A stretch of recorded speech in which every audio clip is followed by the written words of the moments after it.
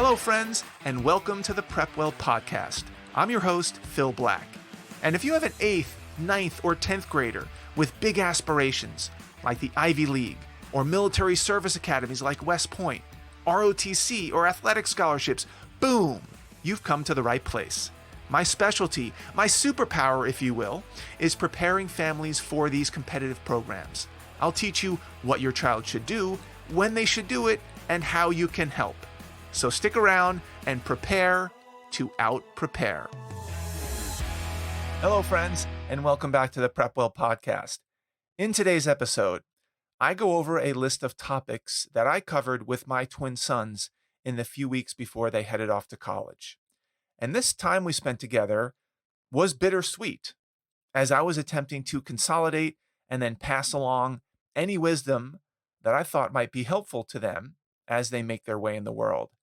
And this was a dicey proposition, because if your teenagers are anything like mine, they aren't always that receptive to advice from their parents, especially on their way out the door.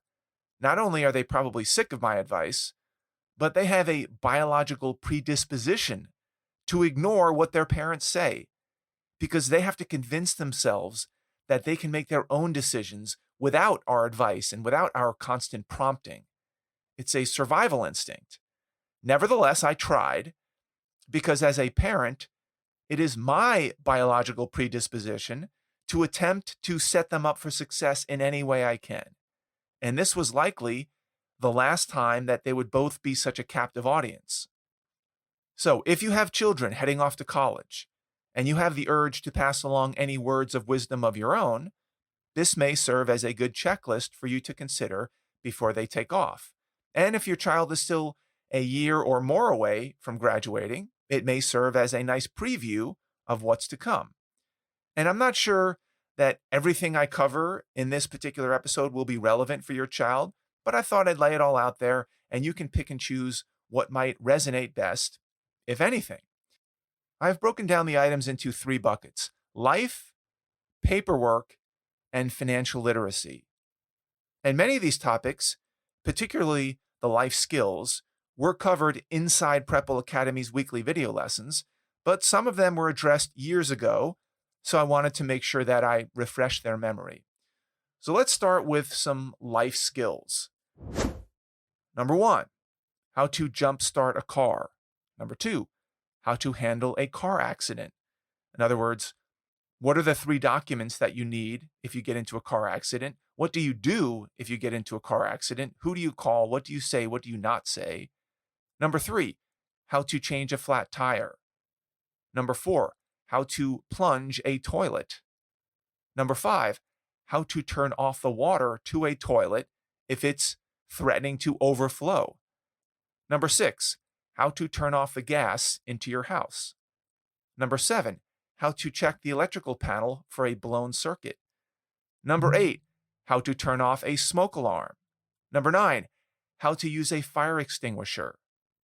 Number 10, how to sign up for the Selective Service, in this case if you're a male. Number 11, how to register to vote. Number 12, how to pay an online toll. Number 13, how to set up a LastPass account. LastPass is one of those single sign-in password managers. Number 14, how to address and stamp an envelope. Yes, we did have to go over this. Number 15, how to decide between going to your primary care doctor or walking into an urgent care or calling 911. Number 16, how to use Uber and make sure they have an account set up. Number 17, how to recognize fraudulent emails, phone calls, phishing scams, and Instagram get-rich-quick schemes. Number 18, how to set up a dentist appointment. Number 19, how to find a new primary care physician, because at 18, your child has in most cases outgrown their pediatrician. Number 20, how to designate my wife and me as patient spokespeople so that if they get into an accident or have some kind of a medical problem, that we can find out about their medical condition. If you don't do this and your child is in the hospital and unconscious, God forbid, the hospital is not allowed to give you information for privacy reasons. So depending on what college they go to, think about doing that. There's also a power of attorney that you can use to do that as well. Number 21, how to dial in your computer, your phone, and your printer. Number 22, how to back up your hard drive, important documents, and photos. Number 23, how to reconstruct your laptop if it gets lost, stolen, or broken.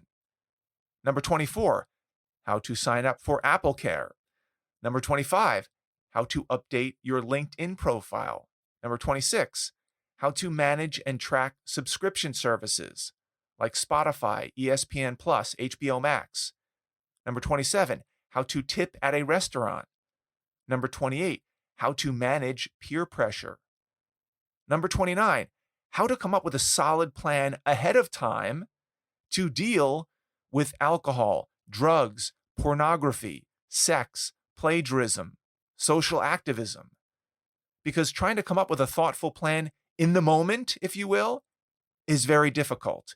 You need to go in with a plan ahead of time and stick to it. Number 30, how to say, no, not really into that, but thanks anyway. That's a very good refrain to practice over and over and over again. No, not really into it, but thanks anyway. Number 31, how to seek out help if you need it. This is talking about academic tutors, mentors. Maybe there's a resident assistant in your dorm room, or the dean, or your parents or friends. Number 32, how to deal with your roommates, good, bad, or indifferent. Number 33, how to communicate effectively with professors, teaching assistants, coaches, and other adults on campus. Number 34, how to make friends. Number 35, how and when to network and why. And number 36, how to figure out if you want to be in a study group or not. And if so, how do you go about finding a good one or building your own study group? And how do you contribute effectively to a study group? Okay, now let's move on to everybody's favorite, paperwork. This was all about making sure that my sons had all of the documentation and administrative know-how that they'll need going forward. I made sure that they had hard copies of each of these documents, which I printed out, put in a folder, and handed to them, as well as digital copies that we scanned and I then emailed to them as PDFs. They were then saved on their computer in a conspicuous place, an important paperwork folder, if you will. And this paperwork included, number 1, driver's license. In our case, a California driver's license. Number 2, passport. And make sure you double check the expiration date on that passport in case your son or daughter decides they might want to do a semester abroad and all of a sudden they're caught with an expired passport. Number 3, a medical insurance card. Number 4, a vaccine card. Number 5, immunization records. Number 6, their social security card. Number 7, their birth certificate. Number 8, their known traveler ID card. Number 9, their military ID. Number 10, their military orders. Number 11, their baptism certificate. Number 12, their communion certificate. And number 13, their confirmation certificate. And another thing I asked them to do was to take photos of all the items in their wallet. Their driver's license, their vaccination card, their medical insurance card, their credit card, their ATM card, just in case. And lastly, we had several sessions that focused on what I call financial literacy or financial awareness. Now, some of these issues may not be that relevant for your child. It will depend on their circumstances and their interest in money, in finances, in saving, and certainly you should add things to this list that are specifically relevant for your family situation. Because of the unique situation that my sons find themselves in compared to their peer group, they're actually thinking about things like savings and investing and future financial planning. And just for some context, in case you're new to the podcast, my sons, who are identical twins, they just left for college 2 days ago. They're both going to Yale. They're both on Navy ROTC scholarships. So for all intents and purposes, they are not paying anything for college for the next 4 years.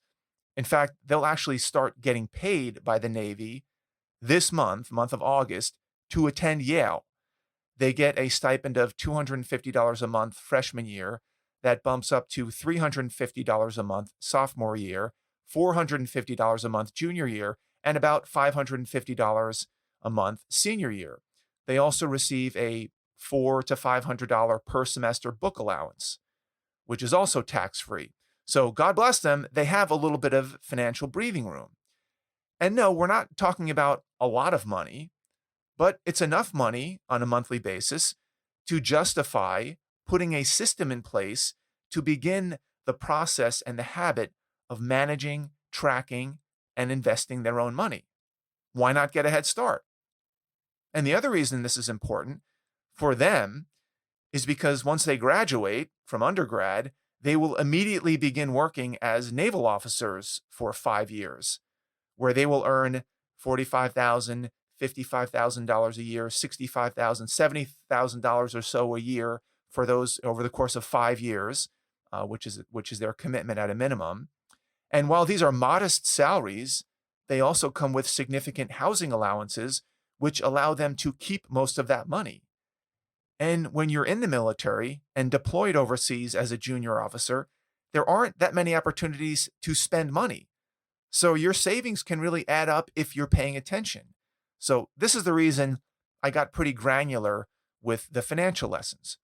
Now, if your child, on the other hand, will be taking on debt, maybe even a lot of debt, to finance their education, then it's likely that some of these topics wouldn't be that relevant for them right now. There may be other topics that are more relevant, like debt repayment schedules, interest rates, loan forgiveness terms. So again, this is just an initial checklist, just to get the juices flowing, where you can pick and choose what you think will resonate most with your child, given their situation. All right, so what did we cover? Number one, they opened up their own checking and savings accounts.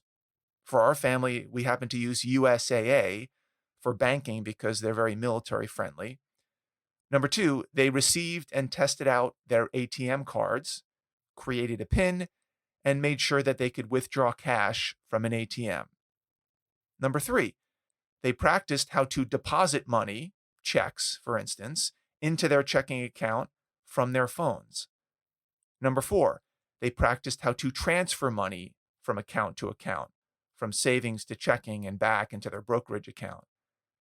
Number five, they signed up for credit cards, more so to build up their credit score than to buy things, because eventually you have to build a credit score to rent a car, to lease an apartment, so you want to get that going. Number six, we discussed how credit cards work, why paying the minimum balance is not a smart idea, and what to do if they lose their credit card. Number seven, we also discussed the pros and cons of debit cards, which they chose to avoid getting right now. Number eight, they set up Venmo accounts and made sure that they worked and added mom and dad as friends. Number nine, they opened brokerage accounts. We happen to use Charles Schwab. Number 10, they opened up Roth IRAs inside their Schwab brokerage accounts, which they contributed some money to.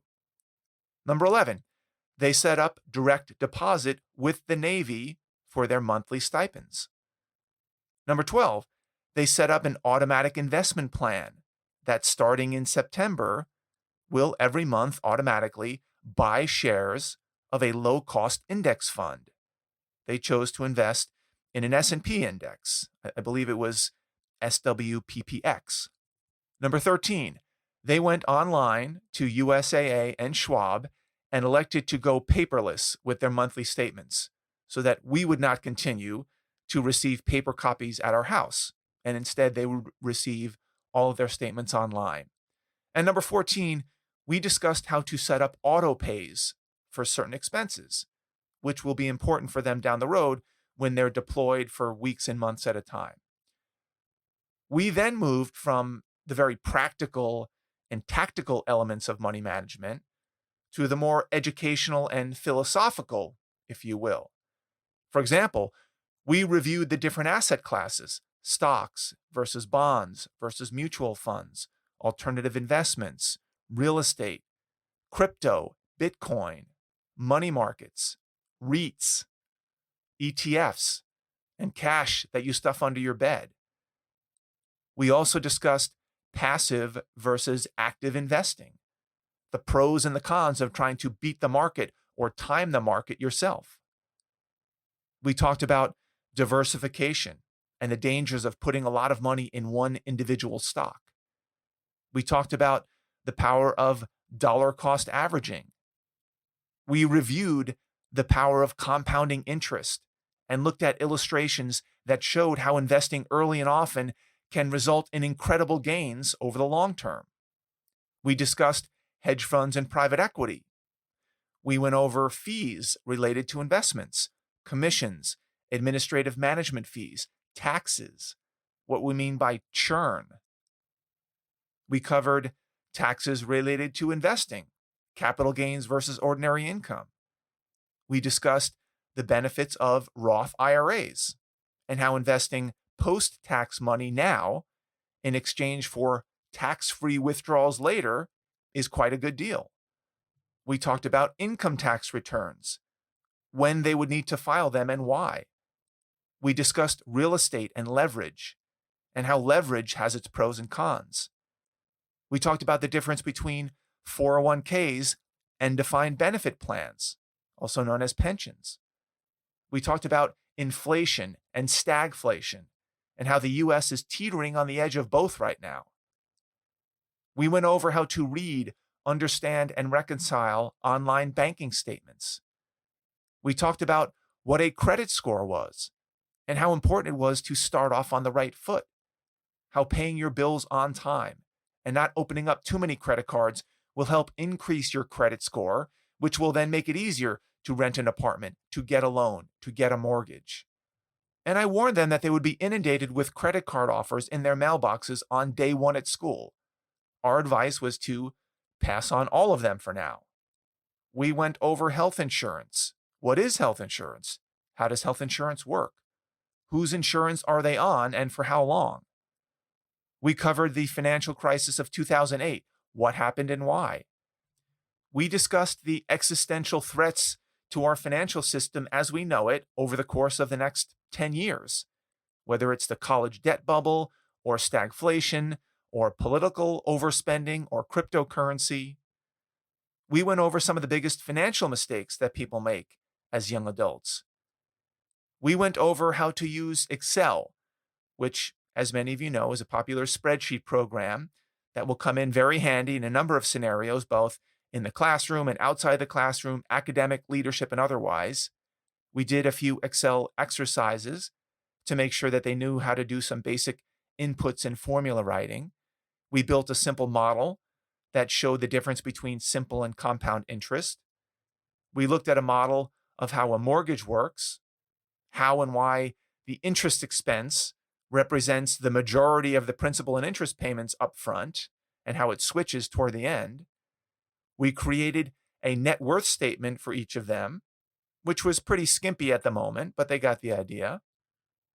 We also went down a few philosophical roads, which brought about some spirited conversations, such as how important it was or wasn't to keep up with the Joneses.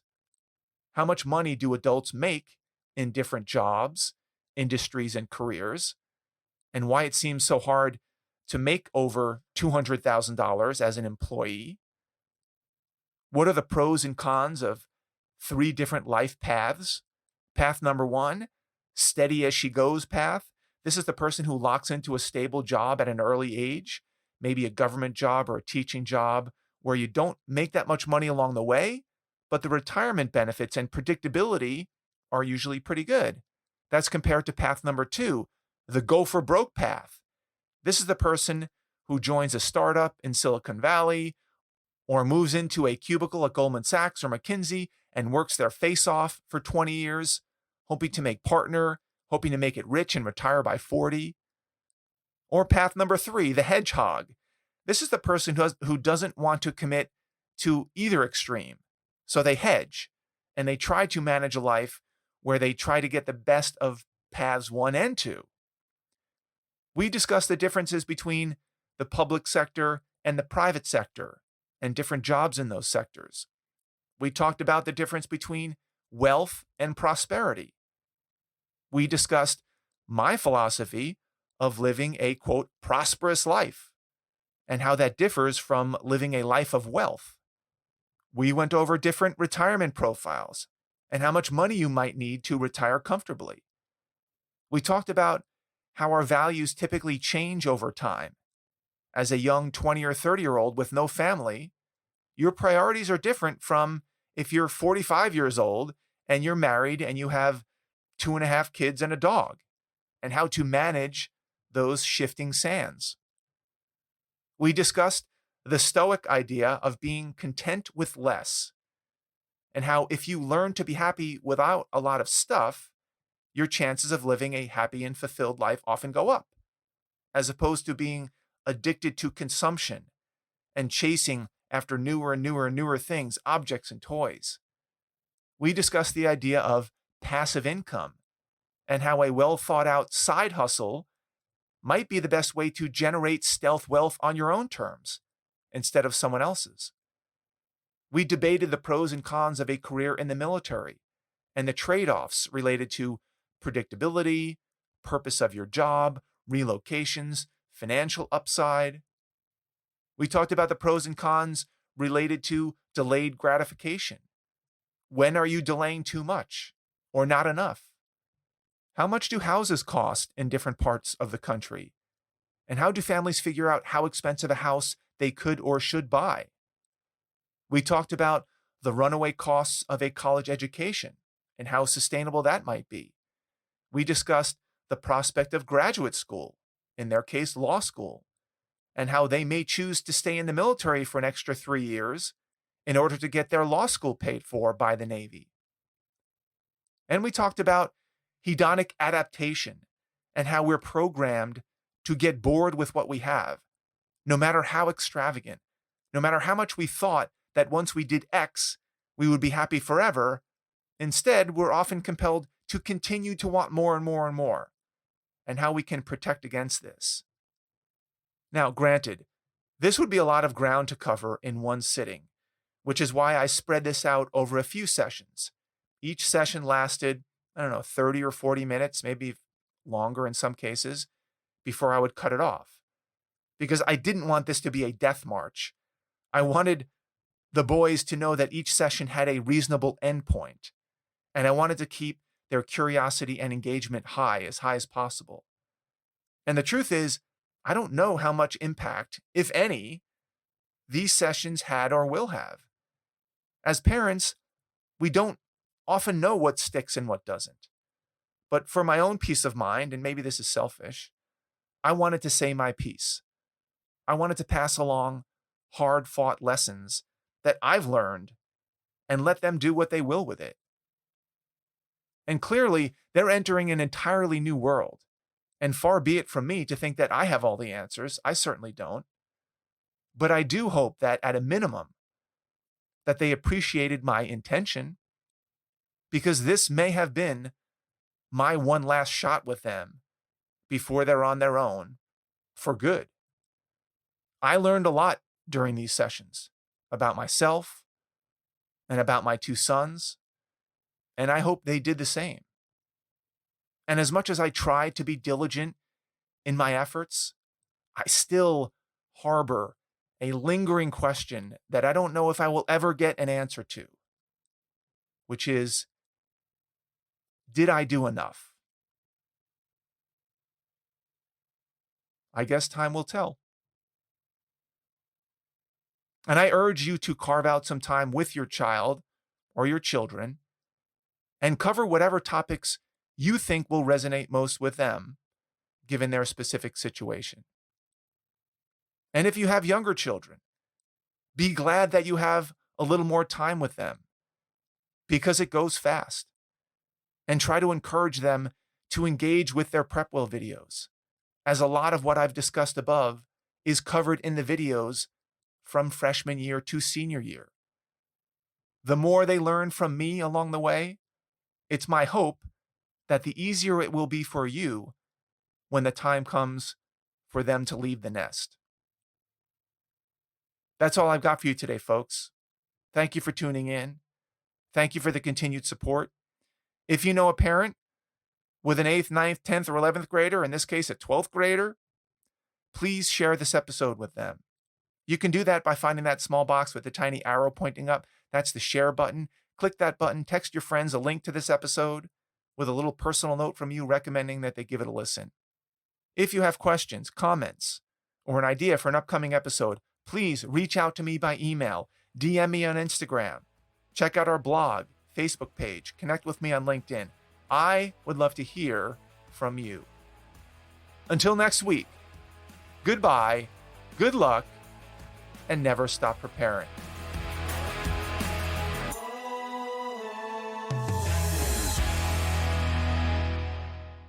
This podcast is brought to you by PrepWell Academy.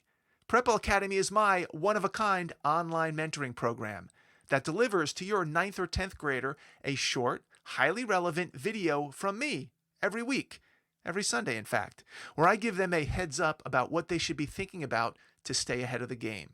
To get these valuable lessons into your child's hands, please head over to PrepWellAcademy.com and enroll your child today.